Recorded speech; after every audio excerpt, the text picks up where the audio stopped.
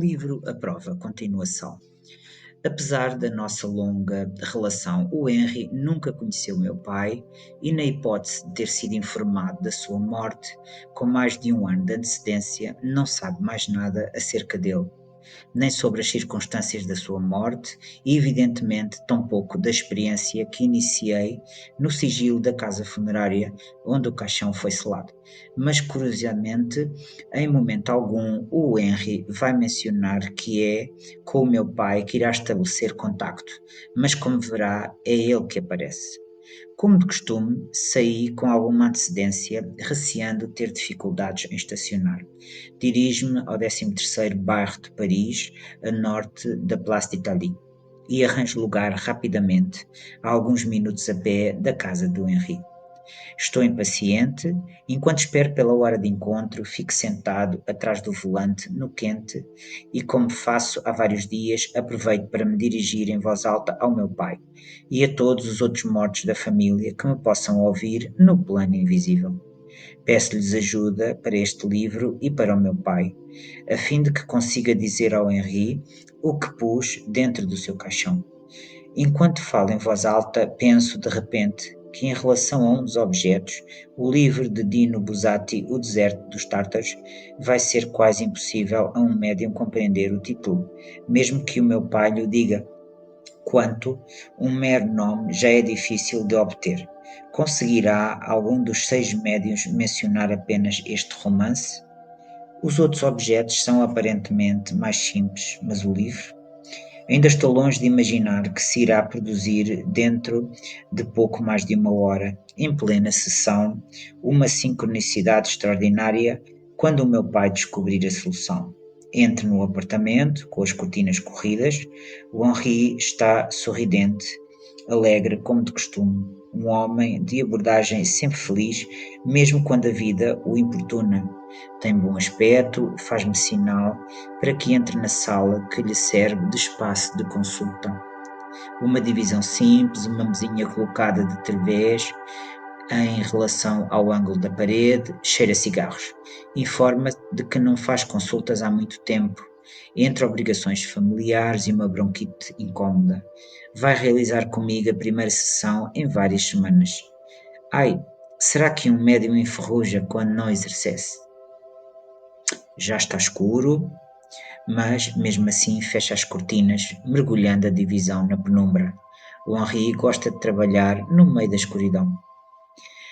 De início não lhe dou qualquer indicação ou fotografia para ver quem aparece espontaneamente, quais são os mortos que me rodeiam e que gostariam de se expressar. O Henri senta-se atrás da mesinha atulhada de papéis, de imagens devotas de um pequeno ícone dourado representando o Padre Pio, um cinzeiro, e esconde o rosto entre as mãos para criar o vazio. Estou sentado à sua frente, concentrado e à espera. Os minutos desfilam num silêncio apenas pontuado por alguns acessos de tosse. Bronquite e cigarros não casam bem. Pergunto-me como se pode concentrar enquanto tosse daquela maneira e depois a coisa acontece lentamente. Acendes velas com frequência? Perguntam-me. Acho divertido que me ponha a pergunta, porque nessa manhã, antes de vir para o nosso encontro, acendi uma, o que nunca faço. Diante da chama, dirigi-me ao meu pai. Em contrapartida, para a minha mulher, a Natasha, oferecer uma oração silenciosa aos que lhe são próximos, acendendo uma vela é um gesto quase diário. Não, mas a Natasha fala com frequência. Há agradecimentos espirituais por velas acesas regularmente por vários defuntos. Tu ou a Natasha é indiferente. Na verdade, filo hoje de manhã antes de vir para cá. Há agradecimentos por essa luz. Há algum tempo que o vejo, ainda agora antes de começar. Depois deste preâmbulo, instala-se de novo o silêncio. Henri concentra-se com o rosto nas mãos. Sinto a presença difusa do rosto de um morto, alguém com barba, uma espécie de pera, como se usava com frequência a dada altura. Não me sugere nada. Ao dizer isto,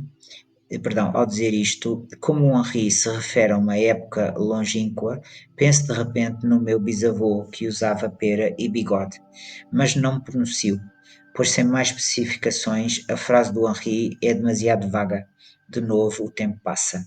Paul, isto diz-te alguma coisa? Ou Jean-Paul? Sim, é Paul ou Jean-Paul? Ouvi Paul, mas pode ser Jean-Paul. É Paul. Falecido? Porque está lá em cima. Sim. Está a tentar mostrar-me aparelhos, diria aparelhos de cirurgia de bloco operatório. Sim, é isso. Ou esta pessoa sofreu uma intervenção cirúrgica ou a operação teve consequências sobre a sua partida da Terra. Seja como for, foi operado antes de partir. Era necessária uma intervenção e ele partiu logo depois. Isto diz-te alguma coisa? Um dos episódios mais dolorosos para Liz, a mãe do meu pai, foi a morte do irmão mais velho, Paul. Este foi de facto dado como desaparecido aos 31 anos, a 18 de fevereiro de 1915, durante os violentos combates travados na aldeia de Beauséjour, em Champagne-Ardenne. Os povoados desta região do Marne foram totalmente destruídos, mas apenas a aldeia nunca foi reconstruída. A memória do desaparecimento de Paul marca a minha família desde então. Como se pode desaparecer num campo de batalha? Não ouso imaginar o que isso representa. Desconhecemos tudo acerca das circunstâncias precisas da sua morte. Ser dado como desaparecido significa que não se encontraram vestígios dos restos mortais. Logo, é pouco provável que tenha ficado ferido, sofrido uma cirurgia e morrido durante a operação, porque teria desaparecido imediatamente. Na dúvida, permaneça evasivo e não explique nada disso ao Henri. Ele continua, e é neste ponto que tudo se torna perturbador. Esse homem está aqui, estou a vê-lo. Parece que teria problemas de estômago. Sabias disso? Não sabia. Está a falar do Paul? Parece-me que sim. Ah, não, espera. Outra pessoa teve problemas de estômago e foi operado. Não foi este Paul. Parece que várias pessoas se manifestam e que os elementos captados pelo Henri se sobrepõem. Fico chocado com o aparecimento deste Paul, figura cujo desaparecimento da nossa família abalou a minha avó, mas ainda mais pela referência a um homem com problemas de estômago e cuja operação conduziu à morte, porque é aquilo de que o meu pai sofria. Tinha um problema no estômago, ascite, ou seja, o abdômen inchava-lhe imenso, enchia-se de água. Durante os últimos meses de vida foi submetido a várias punções no hospital, com a ajuda de uma grande agulha, retiravam-lhe vários litros de água. Na véspera da sua morte, uma derradeira punção no corpo, já profundamente enfraquecido, roubou-lhe as últimas forças, e ele mergulhou na inconsciência para morrer no dia seguinte. Este homem que aparece ao mesmo tempo que Paul, que teve graves problemas de estômago e que foi operado antes de partir, operação que teve consequências na sua partida da Terra. É o meu pai e Paul era o seu tio. Aliás, o Henri regressa a Paul com nova informação, mais uma vez singular. Este Paul estava muito triste antes de partir. Vejo os olhos brilhantes, a letra F aparece, um nome, um apelido. Estar triste por partir, nada de original, mas a letra F, Paul, chamava-se Lafitte. Serei demasiado rápido a juntar as informações? Eis mesmo assim, ponto a ponto, vários elementos que se ajustam de forma precisa. Paul F, por Paul Lafitte, o senhor que partiu logo após uma operação ao abdômen e que aconteceu ao meu pai, sobrinho de Paul. Fica em silêncio e, por enquanto, guardo tudo isto para mim. A sessão continua, com longos silêncios. Como não dou qualquer espécie de dica, tenho a impressão de que o Henri capta uma série de imagens furtivas. Vê-me, por exemplo, em criança a subir umas escadas rapidamente. Ora, quando eu era miúdo, vivíamos no quinto andar de um prédio, na rua Gay-Lussac, em Paris, que eu trepava a correr. Descreve de forma bastante fiel a minha personalidade de então. Peço-lhe que reformule tudo o que vem à cabeça sem lhe fornecer especificações. Guardaste em tua casa uma bala de revólver ou de espingarda?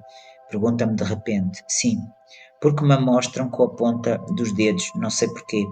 Tenho em casa várias balas de Kalashnikov que trouxe das minhas viagens ao Afeganistão, cuja pólvora esvaziei. Mas o que tem isto a ver com o resto? Tenho a sensação de que do lado dos mortos há alguma agitação.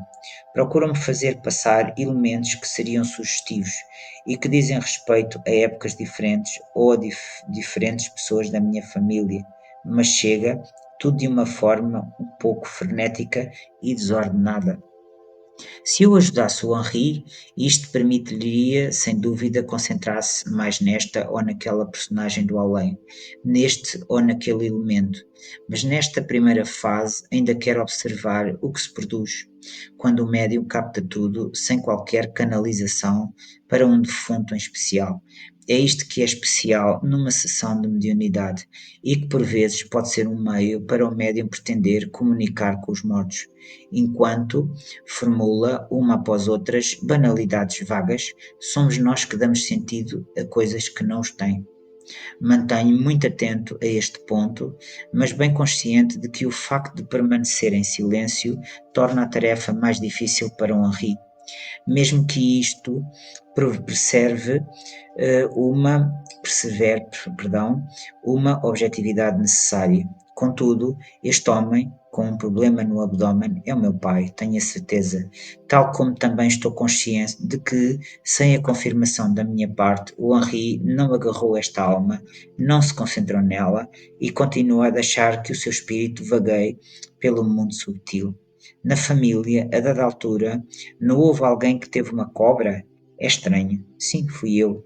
Adorava aqueles animais e tive uma num aquário, mas o meu irmão Thomas também era grande apreciador de cobras e acolhera várias no seu quarto.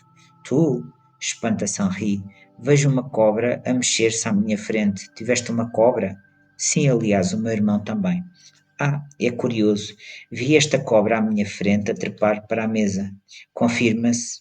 O Henri não teve dificuldades, capta coisas.